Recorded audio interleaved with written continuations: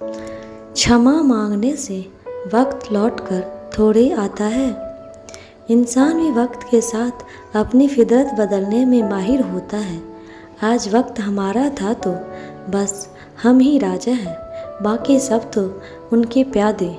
लेकिन वहीं पर वो भूल कर बैठता है कि देर है अंधेर नहीं। वक्त कब किस करवट बदल जाए और कहाँ किसकी ज़रूरत पड़ जाए आप नहीं समझ सकते हैं। सुरेश सालों से अपने बड़े भाई का पूरा फ़ायदा उठाया करता था।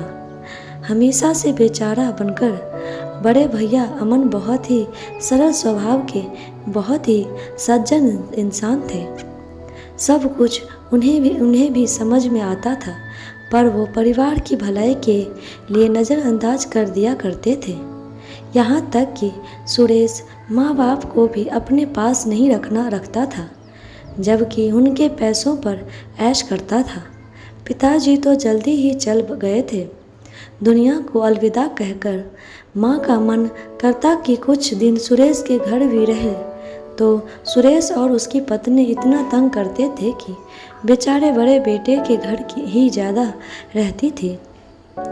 उनका पेंशन भी वही लोग लेते थे, लेकिन जब भी वो हिसाब मांगने की कोशिश करती या कुछ पैसे मांगती तो उनको खूब उल्टा सीधा सुनाकर पैसे देते थे। बड़े भाई के घर सभी सुविधाएं थी, उनका अच्छी तरह से ख्याल भी रखा जाता था, वो वहाँ खुश भी थी। बड़े बुजुर्ग को क्या ही चाहिए, आदर सम्मान और 2 वक्त की रोटी, इससे ज़्यादा ही मिलता था। माँ को एक बार माँ बहुत बीमार पड़ी और डॉक्टर ने जवाब दे दिया कि सभी घर वालों को सूचना दे दे, जो भी मिलना चाहे आकर मिल ले। सभी को बड़े भैया ने फ़ोन कर दिया। बूढ़ी माँ मन में आस लगाए अपने बच्चों का इंतज़ार करती रह गई, पर किसी के पास वक्त नहीं था कि वो माँ को मिलकर जाए। आखिर वक्त में माँ का सभी से मोह भंग हो गया था।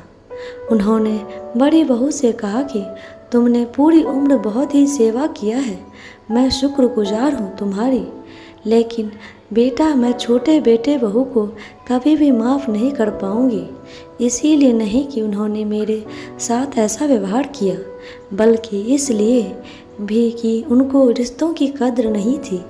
कभी भी जब वो अपने माँ बाप के नहीं हुए तो हमारे कभी भी नहीं होंगे। मेरी आत्मा बहुत संतुष्ट होकर जा रही है। तुम्हारा परिवार हमेशा खुश रहे, यही आशीर्वाद देती हूँ। माँ के लिए तो सभी बच्चे समान हैं, वो लोग भी खुश रहे। बस तुमसे एक बात कहना चाहूँगी कि तुम लोग उनकी चालाकियों के जाल में नहीं फंसना।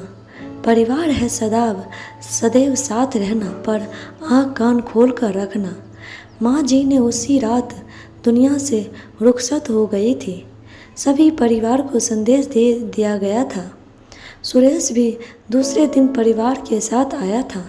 माँ के जाने के बाद उनसे ना मिल पाने का पश्चाताप उसकी आंखों में दिखाई दे रहा था। बड़े भैया से अपने बर्ताव के लिए माफ़ी मांगने लगा तो भैया ने साफ साफ कह दिया था कि क्षमा मांगने से कुछ नहीं होता। वक्त एक बार निकल गया तो वो कभी भी लौट कर नहीं आता है। मैं तो ईश्वर से यही दुआ करूँगा कि तुमने जो माँ के साथ बर्ताव किया है, तुम्हारे बच्चे तुम्हारे साथ कभी भी ना करें, क्योंकि कर्म फल तो कहीं ना कहीं से लौट कर जरूर आता है। सुरेश की आंखें नम थी और वो झुकी हुई थी।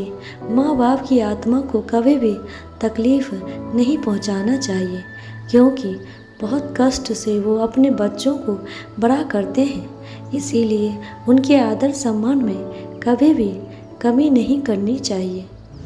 वो कुछ कहे या ना कहे, पर उनकी आंखों के आंसू का कर्ज चुकाना बहुत भारी पड़ सकता है। आज वो जहाँ हैं, कल आप खड़े होंगे। यही तो प्रकृति का नियम है। दोस्तों, कैसी लगी कहानी आपको कमेंट बॉक्स में ज़रूर बताइएगा और लाइक शेयर सब्सक्राइब ज़रूर कीजिएगा। धन्यवाद।